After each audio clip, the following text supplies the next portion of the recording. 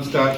काल दिनांक 18/8/2026 रोजी जुन्नर तालुक्यात आळेफाटा पोलीस स्टेशनच्या हाती पिंपलवंडी नावाच्या गावात दुपारी 2च्या दरम्यान एक 25 वर्षाच्या जुटकाने त्याचे हिय समाजाच्या एक 10 वर्षाची मुलगी जे त्याचे घराचे शेजारी राहत होती आणि त्याचे ओळखीची होती, त्याला ते पेरू खायचे या नावाने तो शेताकडे घेऊन गेला आणि गावी बाहेर साधारण 1 ते 1.5 किलोमीटर पुढे जाऊन शेतात ऊसाचे शेत आणि पाण्याचा एक ओढा आहे, त्याच्याजवळ त्याने त्याच्यावर लैंगिक अत्याचार केला आणि लैंगिक अत्याचार केला आणि त्याची हत्या करून टाकली.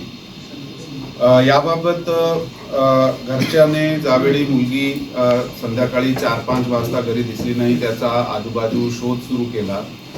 शोध सुरू केल्यानंतर त्यांनी साधारण 6 वाजता ते दरम्यान 6 ते 7 दरम्यान ते पोलिसाला इन्फॉर्म केले.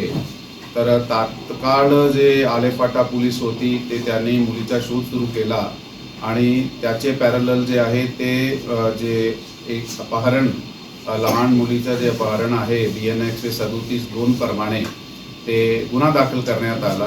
काल रात्री 8:30 वाजता हे गुन्हा आळेफाटा पोलीस स्टेशनला दाखल करण्यात आला. पण त्याचे अगोदर ही जी टीम आहे त्या गावाचं आणि आजूबाजूच्या परिसरात मुलीचा शोध घेत होती, म्हणून मुलीचे जे गावाचे लोकांचे कडे विचारपूस अधिक केली तर एका ठिकाणी आम्हाला क्लू मिळाला होता की मुलगी ह्या मुलाबरोबर दिवसात कुठेतरी दिसली होती, म्हणून त्याच्याकडे अधिक विचारपूस केली. मग त्यांनी कबुली दिली की अशा प्रकारे त्यांनी त्याची रेप विथ मर्डर केलेला आहे.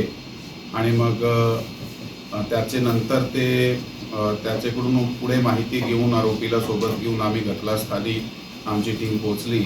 या ठिकाणी आम्हाला ते जे निर्भया आहे त्याच्या शब्द जे आहे ते मिळून आला आणि त्याच्यानंतर आरोपी जे आहे त्याला अटक करण्यात आला. गुन्ह्यात कलमवाढ करण्यात आली. पुण्यात कलमवाढ केल्यानंतर त्याला अटक करण्यात आला आणि जे निर्भया आहे त्याचा इन्क्वेस्ट पंचनामा आज सकाळी झालेला आहे. पोस्टमॉर्टमची जे प्रक्रिया आहे ते सध्या चालू आहे.